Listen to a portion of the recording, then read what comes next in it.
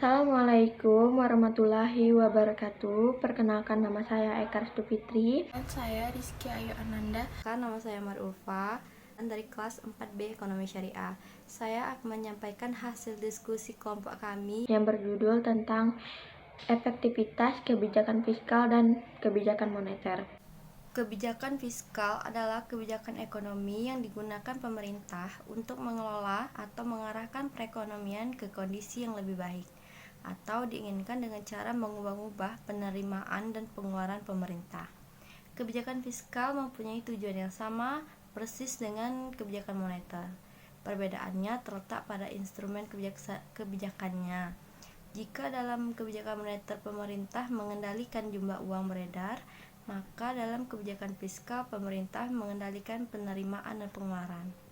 Jenis kebijakan fiskal. Dari sudut ekonomi makro, maka kebijakan fiskal dapat dibedakan menjadi dua, yaitu kebijakan fiskal ekspansif dan kebijakan fiskal kontraktif. Kebijakan fiskal ekspansif adalah suatu kebijakan ekonomi dalam rangka mengarahkan kondisi perekonomian untuk menjadi lebih baik dengan jalan mengubah penerimaan dan pengeluaran pemerintah pada saat munculnya kontraksional GAP. Kontraksional GAP adalah suatu kondisi di mana output potensial atau YF lebih tinggi dibandingkan dengan output aktual atau Y1. Efektivitas kebijakan fiskal di Indonesia pada derajat tertentu tertolong oleh adanya pengalaman krisis finansial pada tahun 1998, di mana sektor perbankan dan keuangan sudah jauh lebih solid dibandingkan pada tahun tersebut. Pemerintah sendiri sudah belajar dari pengalaman pahit 10 tahun yang lalu.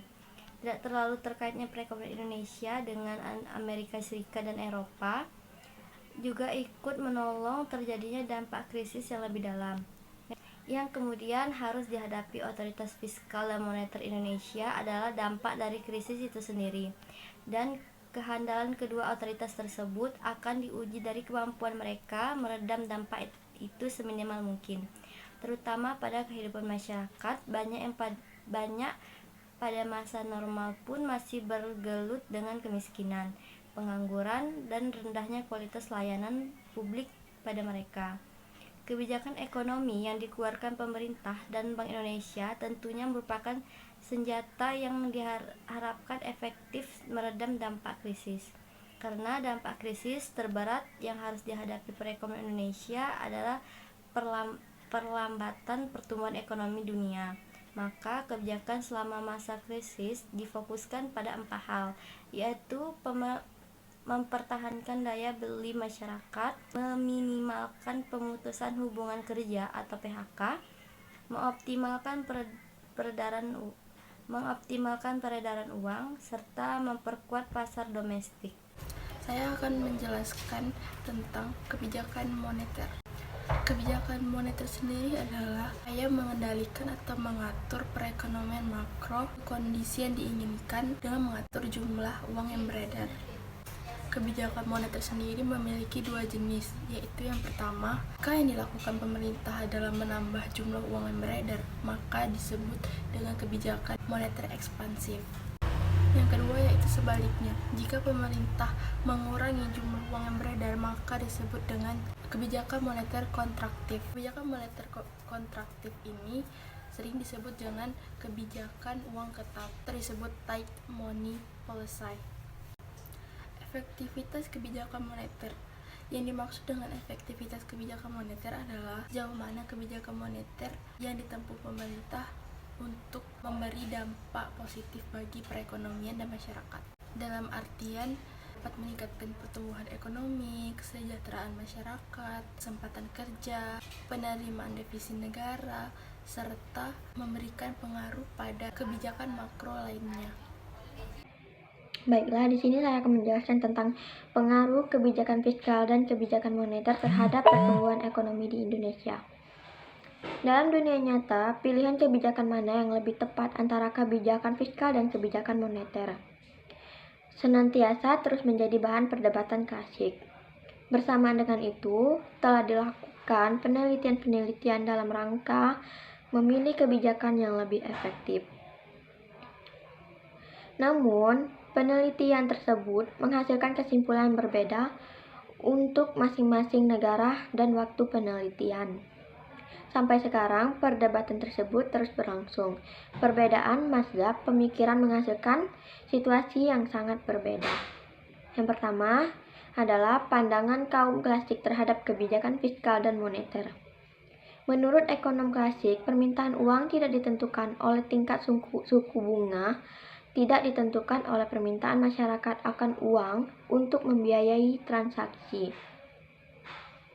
Menurut ekonom klasik, uang tidak digunakan untuk spekulasi dan oleh sebab itu permintaan uang tidak dipengaruhi oleh suku bunga, sedangkan kebijakan fiskal hanya menaikkan suku bunga dan tidak menimbulkan sesuatu perubahan terhadap pendapatan nasional. Yang kedua, pandangan Keynesian terhadap kebijakan fiskal dan moneter.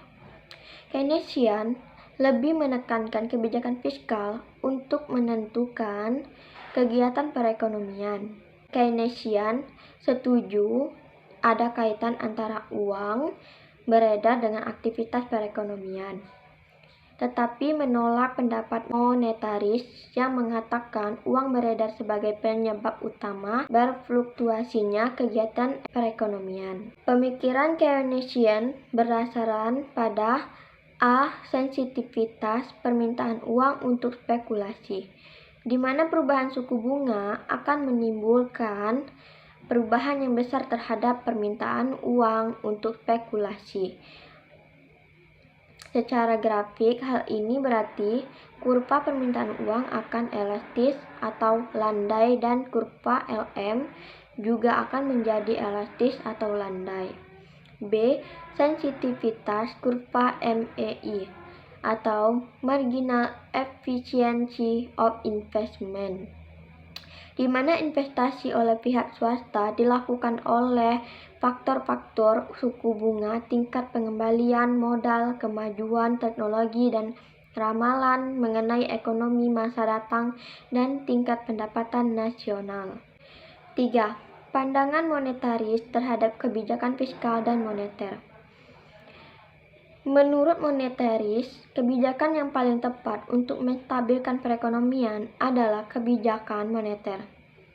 Mereka percaya kebijakan moneter mempunyai dampak langsung terhadap kegiatan perekonomian.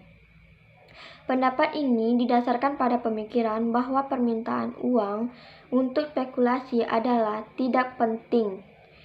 Menurut mereka, uang terutama untuk membiayai transaksi. Berdasarkan pendapat monetaris, permintaan uang adalah tidak sensitif terhadap perubahan suku bunga. Berarti, permintaan uang tidak elastis. Dan bentuk kurva LM curam, kurva permintaan uang yang tidak elastis akan menyebabkan kurva LM juga tidak elastis. Selain itu, kaum monetaris berpendapat suku bunga merupakan penentuan utama tingkat investasi yang akan dilakukan oleh pihak swasta.